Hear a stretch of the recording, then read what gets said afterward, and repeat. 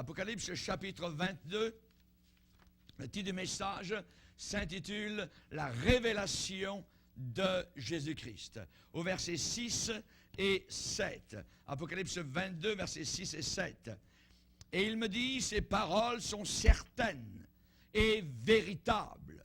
Et le Seigneur, le Dieu des esprits des prophètes, a envoyé son ange pour montrer à ses serviteurs les choses qui doivent arriver bientôt.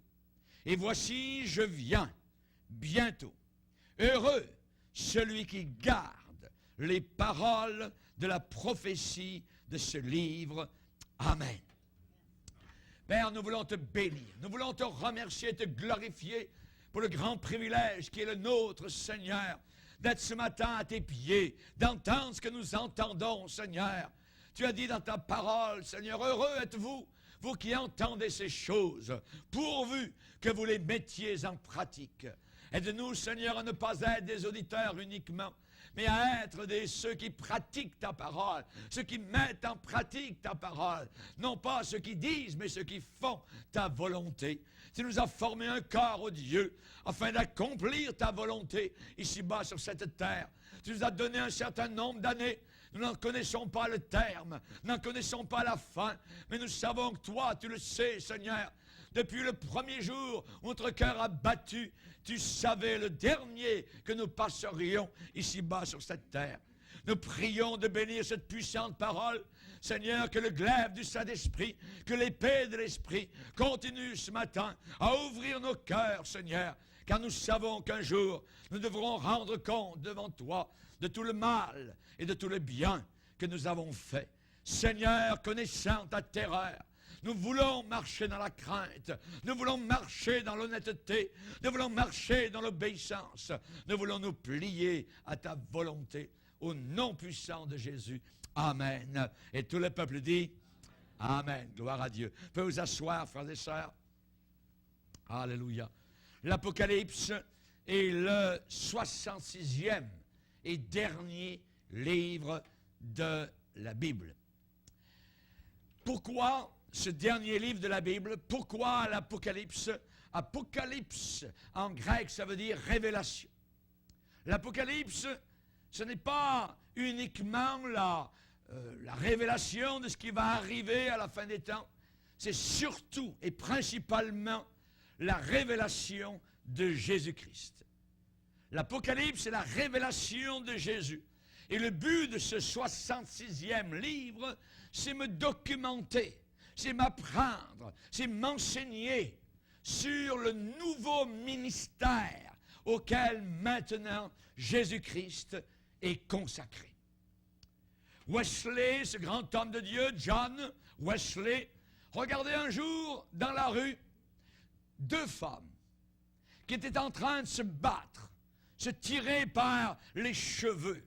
Et Wesley est arrivé là et a dit à des collègues qui prêchaient comme lui la parole de Dieu, il dit, regardez ces deux femmes en train de se battre. Prenez exemple sur cette scène pour bien prêcher. Pour bien prêcher, il faut que nous soyons en colère contre le péché, contre l'iniquité, contre l'injustice, contre l'avortement, contre l'homosexualité. Nous devons absolument être en colère. S'il n'y a pas une colère en vous contre le péché, vous avez un problème grave. Parce que plus vous êtes proche de Jésus-Christ, plus vous haïssez la saleté, plus vous haïssez les ténèbres ne reçoivent pas la parole de Dieu. Et nous qui sommes lumière dans le Seigneur, nous qui sommes devenus des chrétiens par cette nouvelle naissance, nous devons nous battre pour la foi qui a été donnée aux saints une fois pour toutes. Jean, qui est l'auteur de l'Apocalypse, avait très bien changé, beaucoup changé. Il avait été transformé depuis le jour où, pendant sa jeunesse, Jésus l'avait appelé fils de tonnerre.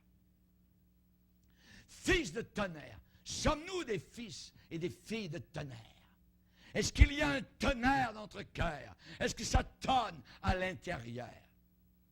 On sait qu'un jour, alors que Jésus passait dans un bourg des Samaritains, les Samaritains ont dit, pas question, pas de logement pour Jésus, votre Jésus, on ne veut pas rien savoir de cela. Et c'est là, à ce moment-là, que Jésus avait entendu ses disciples Jean et Jacques, les deux frères, venir vers lui et dire, Seigneur, si tu veux, on va faire descendre le feu du ciel sur ces Samaritains. Et Jésus a dit, non, non, non, pas tout de suite. Cela va arriver, cependant, dans l'Apocalypse. Dans l'Apocalypse, ce sera le jugement de ceux qui lèvent le poing contre Dieu, de ceux qui se moquent de Jésus-Christ, de ceux qui rient du Seigneur. La violence que Jean décrit dans l'Apocalypse a dû passer un peu par ses veines auparavant. Jean connaissait la passion, il connaissait l'exaltation, il connaissait la menace, il savait ce qu'aurait été sa réponse pour les Samaritains si Jésus ne l'avait pas transformé. Si Jésus ne l'avait pas changé. Jean avait accepté l'invitation du Fils de Dieu qui lui avait dit sur les bords des rives de la mer de Galilée, « Suis-moi et je te ferai pécheur d'âme. » Et Jean avait tout laissé. Il avait laissé la barque de son père Zébédée. Il avait laissé les filets qu'il était en train de réparer pour aller lancer un autre filet, le filet de l'Évangile, sur les nations où Dieu allez l'envoyer. Suis-moi. Et il avait suivi. Jean nous a donné l'Apocalypse. Il nous a donné l'Apocalypse environ vers 90, l'an 90 après Jésus-Christ. Maintenant, nous sommes l'an 2000 passé, voyez. J'aurais du regret si la Bible s'arrêtait uniquement, simplement à la petite épître de Jude. Il manquerait quelque chose. Il manquerait le dernier livre, le 66e livre de la Bible. Nous sommes maintenant dans les années 2000 spécialement. J'aurais du regret si la Bible ne contenait pas l'Apocalypse. Pourquoi? Parce que l'Apocalypse est une bénédiction à lire particulièrement. La Bible commence ce livre, l'Apocalypse, premier chapitre. Heureux, béni celui qui lit et ceux qui entendent les paroles de la prophétie et qui gardent les choses qui y sont écrites parce que le temps est proche. Le temps est proche. Je ne sais même pas si nous pourrons finir cette année. Jésus pourrait arriver avant la fin de la semaine. Il pourrait arriver avant la fin de la journée. Il n'y a pas de prophétie à réaliser. Nous n'attendons plus rien. Nous attendons uniquement Jésus-Christ en personne venant des cieux. À cette époque où l'Apocalypse a été écrite, Jean qui l'a écrite, eh bien, à cette époque, l'Église était organisée. 90 ans environ après la naissance de Jésus. Aujourd'hui, cette Église qui est encore là sur terre, une partie, elle n'est non plus seulement organisée, elle est prête à être évacuée de la terre. Uniquement les vierges, sagesse. On va en parler cette année, beaucoup, de la sagesse. Dans un temps de détresse, la sagesse se dresse. C'est le thème de notre année. Cette Église est prête à être évacuée. La Bible dit son épouse, puisque nous sommes décrits comme étant l'épouse de Christ, les chrétiens nés de nouveau, lavés dans le sang de Jésus. Son épouse s'est préparée. Préparée, ça veut dire qu'il y a une préparation. Il faut se préparer. Des gens se préparent à une carrière, des gens se préparent à un voyage, des gens se préparent à la retraite. Nous devons nous préparer à être évacués de la terre. Il faut être prêt. Son épouse s'est préparée. Prépare-toi à la rencontre de ton Dieu. Nous sommes le corps de Jésus-Christ, ceux qui sont nés de nouveau. Nous sommes la vigne du Seigneur. Et chacun de nous, nous sommes des branches. Branches qui doivent être vivantes, attachées, rattachées au cep. L'Église lui appartient. L'Église n'est pas, je dirais, le monopole d'un homme, d'un pasteur ou de quoi que ce soit, ou d'un surintendant. L'Église appartient à Jésus-Christ. C'est très clair. Lorsque Paul a quitté les anciens d'Éphèse, il leur a dit, l'Église du Seigneur, qu'il s'est acquise par son propre sang. Qu'il s'est acquise par son propre sang. Cette Église lui appartient. Je lui appartiens. Corps, âme et esprit. Et je dois rester corps, âme et esprit entre les mains du Seigneur. Il en est le chef, même s'il y a beaucoup d'essais. On essaye beaucoup de lui enlever son leadership. Alors ce n'est pas le pape qui est le chef de l'Église, ce n'est pas les hommes, ce n'est pas la hiérarchie, ce n'est pas quiconque ou une organisation ou un écuménisme ou quoi que ce soit. C'est Jésus-Christ qui est le chef de l'Église. Il nous parle, le Seigneur, au travers de ce véhicule choisi. La puissance est décrite dans ce livre. C'est un livre rempli de puissance. Le livre de l'Apocalypse est un livre merveilleux, la révélation de Jésus. Qui est Jésus? Maintenant. Maintenant. La puissance de Jésus-Christ est décrite puissamment, glorieusement dans ce livre de l'Apocalypse. C'est fantastique. Il n'y a aucun personnage documenté ou conçu qui n'a jamais eu d'autorité, il n'aura jamais l'autorité donnée à Jésus-Christ dans ce livre de l'Apocalypse. L'image d'un Jésus-Christ très puissant, tout puissant, aurait satisfait n'importe quelle attente de tout disciple de Jésus d'avant le calvaire. N'a-t-il pas dit, quand il était sur la terre, tout pouvoir m'a été donné dans le ciel et sur la terre? Qui a le pouvoir final sur la terre? C'est Jésus-Christ. C'est Jésus-Christ. Et les hommes ne font que ce que Jésus-Christ permet. Au milieu des peurs, au milieu des craintes, au milieu des alarmes, il y a toujours la foi. La foi est là. Au milieu des faillites, au milieu des échecs, au milieu des chutes, il y a toujours la haine pour le mal. Au milieu des jugements, au milieu des condamnations, il y a toujours qui ressort l'espoir invincible. Nous les chrétiens, nous ne nous suicidons pas. Cette semaine, un couple a fait un pacte de suicide. L'homme et la femme ont décidé de tuer leurs 3 enfants en très bas âge. Pourquoi? Parce que pour eux, il n'y a aucun espoir. Et le diable les a recueillis tout de suite, 1 minute après leur décès. Chers amis, c'est terrible. Nous ne manquons pas d'espoir. Vous allez voir de plus en plus des suicides. Suicides de Pâques, suicides collectifs, des gens désespérés parce que les nouvelles de ce monde vont continuer à descendre d'une façon, je dirais, très morose, très obscure, sans aucun espoir. Mais pour nous, la flamme du feu qui a été allumée dans le ciel est toujours là. La Bible dit, le feu ne doit jamais s'éteindre. Le feu du Saint-Esprit doit brûler continuellement sur l'autel de nos cœurs. Amen. Le battement d'amour de Dieu, du cœur de Dieu, ne disparaît jamais. Dieu est amour. Alléluia. Et on voit que la Bible dit que le Fils de l'homme est venu sauver. Es-tu sauvé? Il est venu sauver ceux qui étaient perdus. Tu étais perdu. Et si tu n'es pas sauvé ce matin, tu es perdu et tu vas rencontrer des millions de personnes qui vont gémir pour l'éternité. Et je dirais, au siècle des siècles et des siècles, sans jamais pouvoir sortir de l'enfer éternel. Le Fils de l'homme est venu sauver ceux qui étaient perdus. Il n'y a aucun espoir à part de Jésus-Christ. Aucun espoir. Chers amis, nous voulons toucher les gens autour de nous. Nous voulons toucher l'humanité.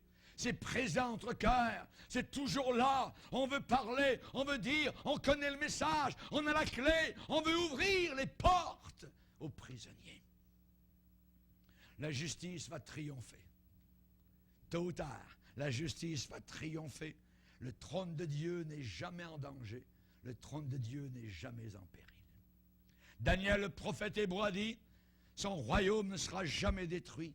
Il subsistera éternellement. Il subsistera éternellement. Lorsque l'ange Gabriel est venu vers Marie, la jeune juive, il lui a dit, il régnera éternellement et son règne n'aura pas de fin. Son règne n'aura pas de fin. Que reste-t-il? Que reste-t-il? Alors que le système de ce monde dans lequel nous sommes est en train de chanceler, en train de se diriger vers sa ruine. La Bible dit, il n'en est pas ainsi des méchants. Ce n'est pas comme les justes, ceux qui suivent le Seigneur. Les méchants sont comme la paille que le vent dissipe. Quel poids de la paille! Regardez-les aujourd'hui avec leur bouche qui se balade, avec leur moquerie, avec leur saleté, avec leur sexe, avec leur pourriture, avec leur convoitise. Il n'en est pas ainsi des méchants, ils sont comme la paille que le vent dissipe. C'est pourquoi les méchants ne résistent pas au jour du jugement. Un jour de jugement s'en vient.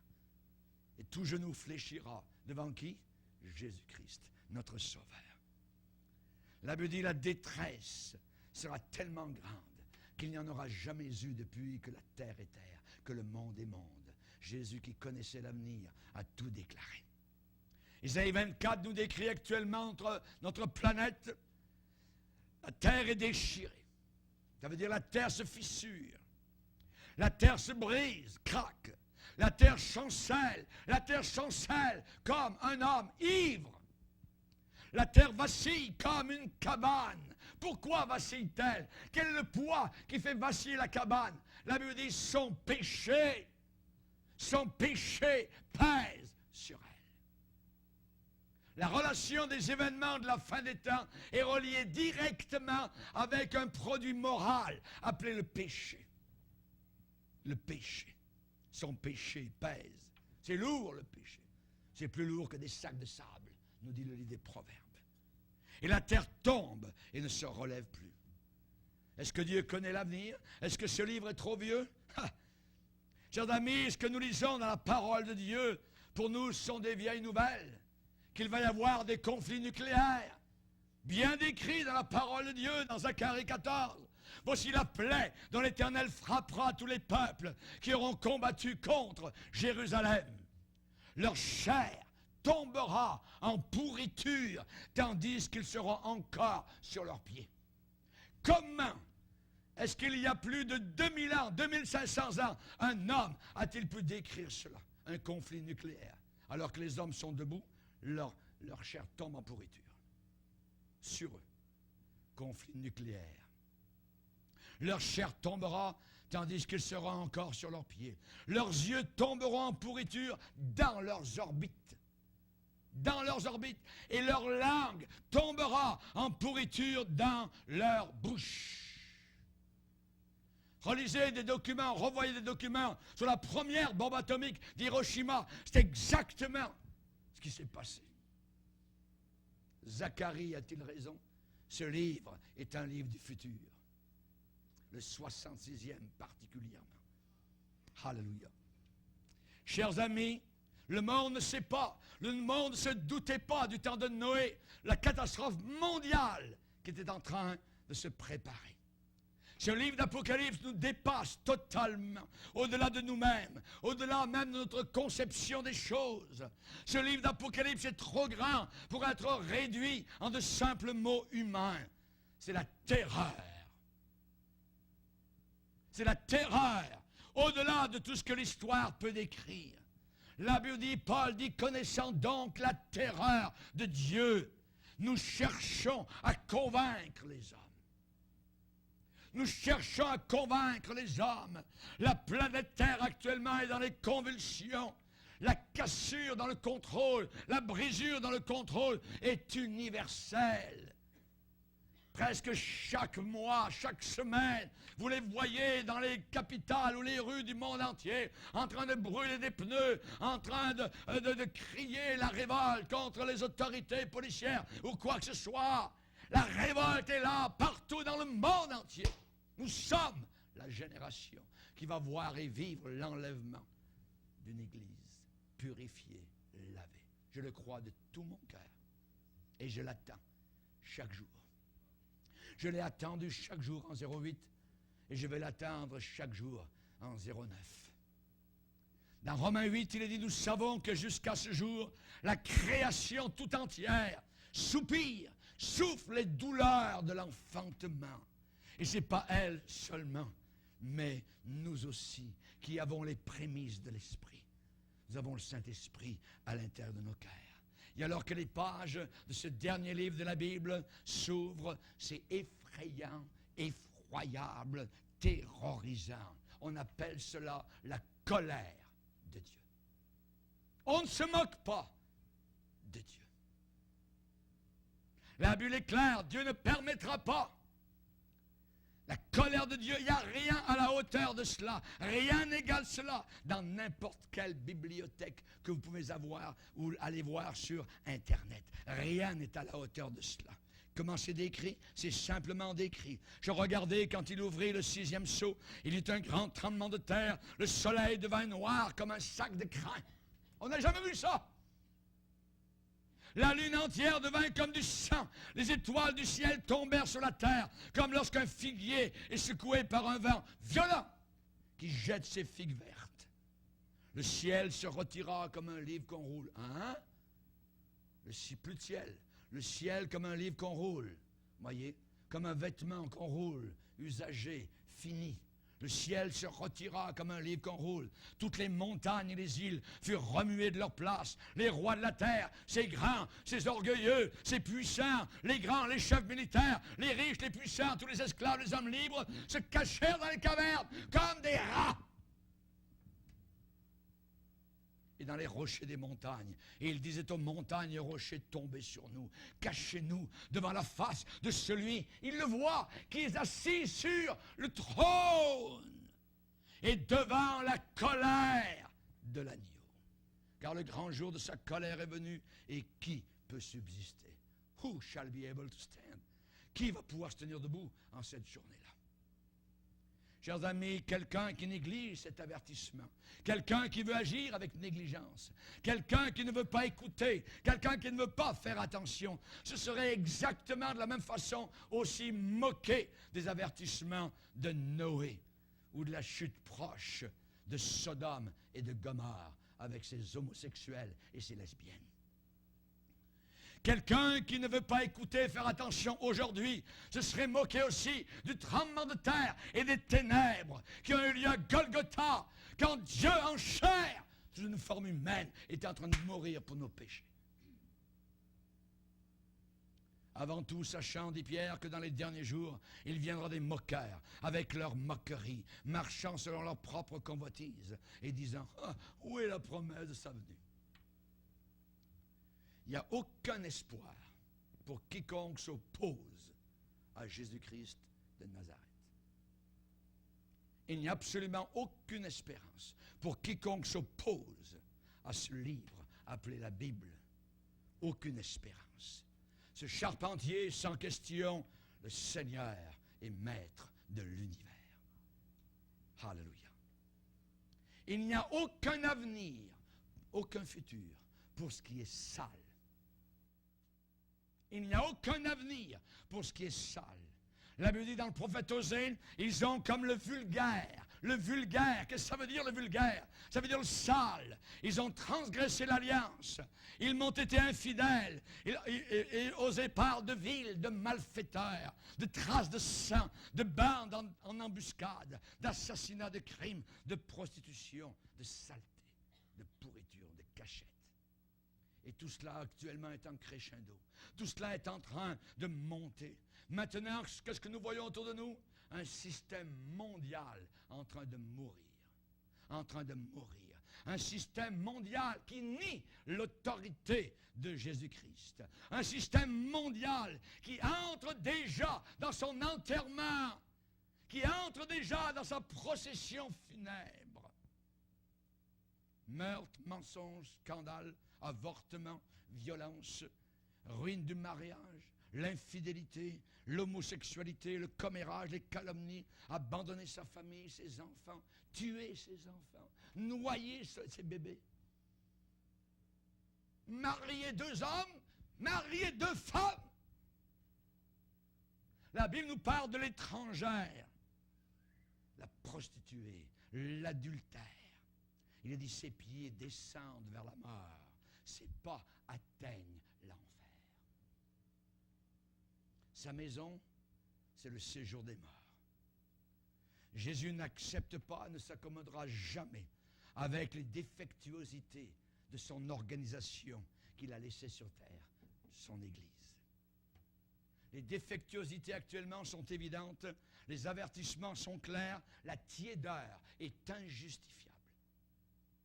Un chrétien tiède, actuellement dans l'époque où nous sommes, est quelque chose d'injustifiable aux yeux de notre Sauveur. Je te vomirai. Je te vomirai, a dit le Seigneur. Quelqu'un qui est tiède. Quand l'Église n'est plus une bénédiction, elle devient une menace. Elle devient une caverne de voleurs. Elle devient un péril. Elle devient un danger. Elle devient un mensonge. À Laodicée, ils avaient mis Jésus dehors. Ils ne le voulaient plus. Il était dérangeant. Il y a toujours le péril de l'apostasie. Nous avons été avertis. Elle est autour de nous. Si notre cœur est à moitié, si nous ne sommes pas consacrés totalement à Jésus, si nous faisons des compromis avec la mondanité, si nos pupitres de prédication sont remplis d'orgueil, de justification personnelle, d'amitié, de camaraderie avec le monde, à ce moment-là, nous serons vomis de la bouche du Seigneur.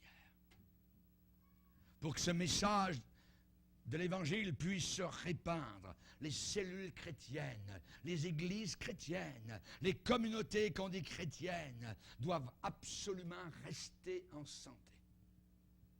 Comme un corps où il commence à y avoir des cellules cancéreuses, c'est bientôt la mort de ce corps. Il ne faut pas que dans le corps de Christ il y ait des cellules cancéreuses. Le corps doit expulser, combattre ce qui est cancéreux, mauvais, méchant. Jean, le même qui a écrit l'Apocalypse, a bien écrit en disant, si nous marchons dans la lumière, comme il est dans la lumière, si nous sommes en communion avec lui, mais que nous marchions dans les ténèbres, nous mentons. Nous mentons. Et nous ne pratiquons pas la vérité. Et nous ne pratiquons pas la vérité. Paul a dit aux Romains qui habitaient une ville corrompue, ne vous conformez pas à l'esprit du monde. Ne vous conformez pas. Ne vous laissez pas mettre dans le moule de ce monde. Tout le monde le fait, faites-le donc. Non. Non. La grâce de Dieu, nous dit l'apôtre Tite, la grâce de Dieu nous a été manifestée. Elle nous enseigne à renoncer aux convoitises du monde et à vivre dans le siècle présent selon la sagesse et la piété. Amen. Alléluia. L'apôtre Pierre a dit que nous sommes participants de la nature de Dieu. Participants, comment cela? En fuyant la corruption, la pourriture, les poubelles qui existent dans ce monde par la convoitise. La puissance corporée ensemble de la terre est très forte, massive. La puissance corporée du groupe, la pression. Le monde a toujours un ultimatum, toujours le même, au travers des siècles. Quel est l'ultimatum? Le monde nous demande une chose, à genoux. Mets-toi à genoux. À genoux devant le monde, à genoux devant le mal, à genoux devant la pourriture, devant la saleté, à genoux. Fais comme tout le monde. Les 3 hébreux à Babylone ont dit non, pas question. Alors que tout le monde était à genoux devant la statue de Nebuchadnezzar, eux sont restés debout comme des i. La puissance corporelle de la terre demande une chose, à genoux. Plie, conforme-toi. Dieu a dit, je me suis réservé 7000 hommes qui n'ont pas fléchi le genou devant Baal, devant Satan. À une époque d'apostasie du temps d'Élie, Dieu dit, Élie pensait qu'il était tout seul. Dieu dit, non, tu as mal compté, il y en a 7000. Au lieu de 1, il y en a 7000. qui n'ont pas fléchi les genoux devant Satan, devant Baal, devant les démons, devant l'esprit de ce monde. Vous n'avez qu'à aller dans un club vidéo et vous allez sentir en entrant la puissance des ténèbres. C'est là. C'est là. C'est de la pourriture, c'est de la saleté, c'est de la convoitise. Tout est là de plus en plus. Vous ne pouvez pas regarder un film sans qu'il y ait de la nudité, sans qu'il y ait une scène de lit, sans qu'il y ait un adultère, sans qu'il n'y ait aucun mariage. C'est fini! Et s'il y a un bon film, on vous en donne un deuxième sur le même DVD, mais un film sale et pourri. Je me suis réservé 7000 hommes qui n'ont pas fléchi les genoux devant Baal. Jésus a dit, les portes de l'enfer ne prévaudront pas devant l'Église. Les opposants à Jésus-Christ ont tout essayé au travers des siècles. Ils ont essayé le feu, brûler sur des bûchers les chrétiens. Les tortures, ils ont essayé les bûchers, ils ont essayé les prisons, les exils, les moqueries, les menaces, la séduction, les flatteries, l'argent. Mais Jésus-Christ en nous ne s'inclinera pas. Amen. Amen. Jésus-Christ en nous ne pliera pas. Il y aura bientôt, très bientôt, un enregistrement final pour toute la terre. Il y aura un compte à rebours. Le tatouage de l'enfer sera sur le front ou sur la main droite. L'enfer va tatouer son monde. Personne ne pourra acheter ni vendre, sinon pas la marque de l'enfer, la marque de la damnation. Jean connaissait très bien le Christ qu'il avait suivi jusqu'à la croix. Il l'avait suivi jusqu'au tombeau. Il l'avait suivi jusqu'à la montagne des Oliviers. Et vous pouviez sentir le tonnerre dans ce vieux saint, dans ce vieux chrétien. Jean a vu un chemin de victoire ininterrompu. Il avait entendu Jésus dire « Sépulcre blanchi, aveugle conduisant des aveugles, voleur dérobant les maisons des veuves. » Jean avait entendu parler du jeune Galiléen qui avait déclaré « Prenez mon joug, recevez mes instructions, vous trouverez du repos pour vos âmes. » Jean avait senti le battement du cœur du Fils de Dieu. Il avait dit « Vous m'appelez Maître et Seigneur, et vous dites bien car je le suis. » Jean avait été témoin quand Jésus avait pris le fouet et avait nettoyé le temple à Jérusalem. Jean avait senti la miséricorde quand il avait dit à la femme devant lui « Moi non plus, je ne te condamne pas. Va et ne pêche plus. » Jean connaissait très bien le berger et comprenait sa passion pour les perdus, pour les égarés. Jean avait été choqué par la puissance d'intérêt des groupes religieux qui cherchèrent la crucifixion de Jésus. Choqué. Jean savait aussi que le voile du temple avait été déchiré au même moment où Jésus était décédé sur la croix. Il le savait. Ça veut dire l'entrée était libre maintenant dans la présence du Dieu suprême. Jean avait été témoin que le ciel était plus puissant que le bras de fer de Rome. Alléluia. Un ange était accouru vers un tombeau complètement vide. Et un des meilleurs bataillons de César avait gardé un mort. C'est vrai, dans le cœur de Jean, il y avait du tonnerre dans ce vieux disciple âgé. Le Christ auquel je m'attends, qui va bientôt revenir, c'est celui qui est révélé dans le 66e livre. C'est lui. Monsieur, madame, ne vous attendez pas à négocier avec le doux prédicateur sur la montagne. Si vous refusez de vous soumettre à lui, vous allez tomber sous le règne de l'Antéchrist.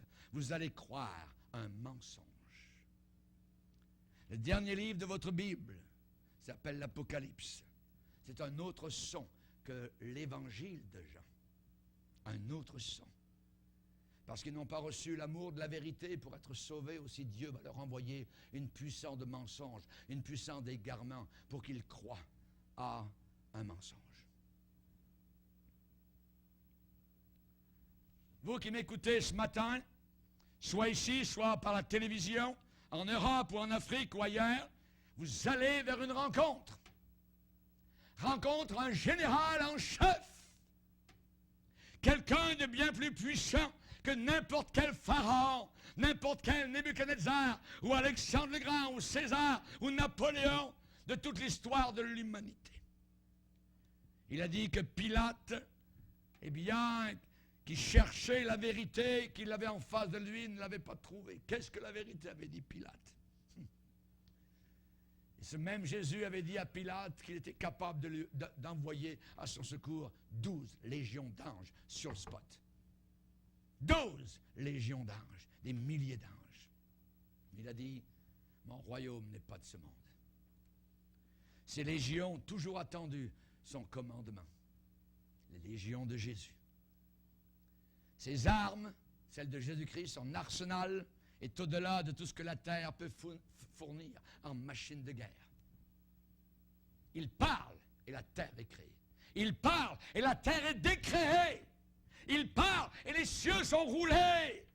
Qu'est-ce que l'homme? Une fourmi sur la planète Terre, avec tout son orgueil. Pas étonnant que David, qui lui-même avait été un général de guerre, a dit « Baisez le Fils, de peur qu'il ne s'irrite et que sa colère ne s'enflamme. Embrassez le Fils. » Comme la femme pécheresse l'a fait quand elle a pleuré sur les pieds de Jésus. Elle a embrassé les pieds de Jésus. Embrassez Jésus. C'est quand la dernière fois que vous avez embrassé Jésus?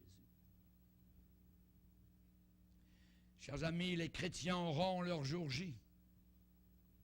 Jean désigne ces chrétiens d'un certain nom, d'une certaine appellation, il les appelle vainqueurs.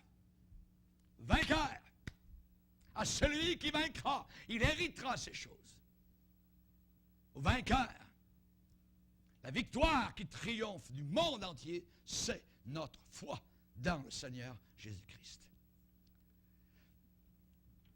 Vous qui m'écoutez, qui êtes peut-être mon ennemi ou mon adversaire, vous pouvez compter là-dessus. Il n'y a aucun futur, il n'y a aucun avenir dans le péché, dans la rébellion, dans la révolte. Ça, c'est prendre le côté perdant. Perdant. La folie, c'est quelqu'un qui ne sait pas. Il ne sait pas. Ou il ne sait plus.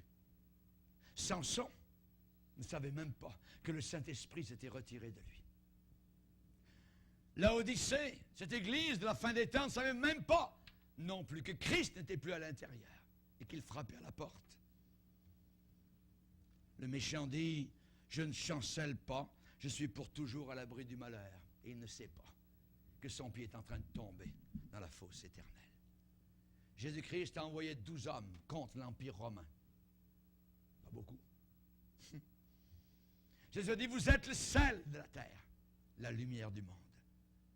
Aujourd'hui, qu'est-ce que nous avons de Rome? Décadence totale, des pierres, des colonnes, terminé. On a souvent parlé de la grandeur et de la décadence de Rome. Tout ce qu'ils voulaient, c'était du pain et des jeux. Bien manger et bien s'amuser. Exactement ce que notre génération veut aujourd'hui. Pas travailler, c'est trop dur. Mais manger, s'amuser, ne rien faire. Qu'en est-il de Rome aujourd'hui? L'éminence de Rome, la supériorité de Rome, c'est maintenant passé uniquement dans l'histoire et dans les livres d'histoire. Rome s'est écroulée, Rome est tombée, et nous avons uniquement des pierres pour nous le dire aujourd'hui. Mais l'Église authentique, l'Église véritable, l'Église militante n'a jamais été aussi forte et puissante qu'aujourd'hui. Jamais. Les vrais. Elle est décrite dans le Cantique des Cantiques qu'elle est belle, celle qui apparaît comme l'aurore. Comment? Belle comme la lune dans la nuit autour. Pure comme le soleil, mais terrible comme une armée qui marche sous ses bannières. Je bâtirai mon Église et les portes de l'enfer ne prévaudront pas contre elle. La victoire est assurée pour les vrais chrétiens. Le vrai vicaire de Jésus-Christ sur la terre est encore et toujours sera le Saint-Esprit. Alléluia. Ce n'est pas un homme à Rome, ce n'est pas un homme au Vatican. Un système religieux mondain et écuménique est déjà condamné, prostitué et séduit l'Église. Il y a encore des stupides, des insensés qui se dirigent lentement vers la maison de la prostituée. Comment retourner à un système catholique romain qui nous a amené du mensonge, qui ne nous a jamais amené la vérité? Comment retourner à cela? Un système diabolique qui ne change jamais.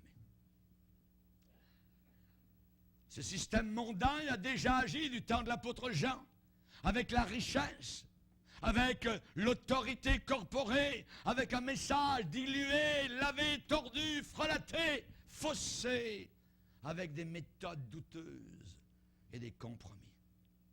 La foi est là, dans le dernier livre de la Bible, de façon étonnante. Une assurance totale et absolue. Satan est lié. La ville céleste descend d'en haut. La guérison et la santé sera la règle du jour. Le mal sera détrôné. Le jugement sera équitable et juste. Les héros de la foi seront à l'honneur. On nous promet des demeures là-haut dans la gloire. Pas des appartements, des demeures, s'il vous plaît. Amen. La subversion sera subjuguée. Il y aura un cadenas éternel placé sur la corruption, sur la saleté, sur l'impudicité morale, sur l'abomination, sur la peur, sur la crainte. Pas étonnant qu'il y ait une bénédiction spéciale, assurée et certifiée pour tous ceux qui lisent ce livre, le dernier, 66e. Ceux qui étudient ce livre, ceux qui sondent ce livre, ceux qui aiment ce livre, ceux qui enseignent ce livre. On nous dit que la main de Dieu était sur un homme appelé Esdras parce qu'il avait étudié la parole, parce qu'il avait pris à cœur la parole de Dieu. Heureux celui qui lit, heureux celui qui garde. Et Jean établit dans ce livre l'éternité de Jésus-Christ. Moïse, Bahaï, Confucius, Bouddha, Mohammed, Jean a dit non. Il a dit celui dont l'origine remonte au temps de l'éternité. Il n'a jamais eu de commencement. Un demi-siècle environ avait passé depuis que Jean avait vu Jésus-Christ dans son corps glorifié sur l'île de Patmos. Maintenant, il est vers l'an 90 environ. Et les bus ont été établis et seront accomplis. Le dépôt du calvaire a été pleinement investi. Jésus va recevoir le prix total de ses souffrances. Darwin, c'est un singe qui mérite un bonnet d'âne, voyez, sur la tête. L'origine des espèces. On ne veut même plus. C'est interdit d'avoir un livre qui nous parle que Dieu a créé le monde. Darwin est un singe avec un bonnet d'âne sur la tête. La nouvelle naissance est une décision personnelle. Et même s'il le faut, le meilleur, c'est de mourir pour Jésus-Christ plutôt que de vivre pour le monde, pour la chair et pour le diable. Et même si besoin est, il vaut mieux mourir, donner sa vie et résister jusqu'au sang contre le péché, nous dit l'Épître aux Hébreux. Au 1er siècle, Jésus était prêché comme l'alpha et l'oméga, il était prêché comme le commencement et la fin. Il était tout pour eux. Jésus-Christ n'était pas un rêve, une fiction, un mythe, une fable. Il était au-dessus des anges, au-dessus de Moïse, au-dessus de Josué, au-dessus de la loi. Il est au-dessus, d'au-dessus. Il est suprême. Pour les premiers chrétiens, les poursuites intellectuelles valaient zéro. L'acquisition matérielle valait zéro. Les théâtres, les danses, les jeux de cirque valaient zéro. Il prêchait Jésus-Christ, magnifié à la droite du Père, le centre de toutes choses, le délice des cieux, l'agneau de Dieu au milieu du trône, la parole de Dieu qui avait été faite chair et qui était remontée au ciel. Alléluia. Jean avait vu de ses propres yeux la multiplication des pains. Il avait vu Lazare revenir à la vie. Il avait vu Thomas satisfait après le doute. Il savait que Jésus était suprême. Pas de place pour l'imagination. On ne meurt pas pour des fables. Les premiers disciples sont tous pour la plupart morts martyrs. Jean savait qu'un ange avait dit aux femmes, « Pourquoi cherchez-vous parmi les morts celui qui est vivant? Pourquoi chercher parmi les morts celui qui est vivant? » Il est vivant. Il est là ce matin. Il est présent. Il loue le Père avec nous. J'annoncerai ton nom à mes frères. Je te louerai dans l'assemblée. Il est là. Il est un Dieu merveilleux. Il est celui que je vais voir. Il n'y a qu'un voile qui nous sépare. Bientôt le voile sera arraché et je verrai de mes propres yeux. Et si vous n'avez pas Jésus dans votre cœur, alors avec les mêmes yeux que vous me regardez maintenant, vous verrez votre juge. Baissons nos têtes et prions le Seigneur.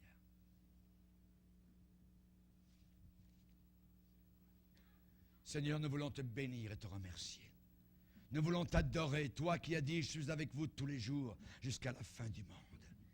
Nous te bénissons, Seigneur, car nous savons où te trouver.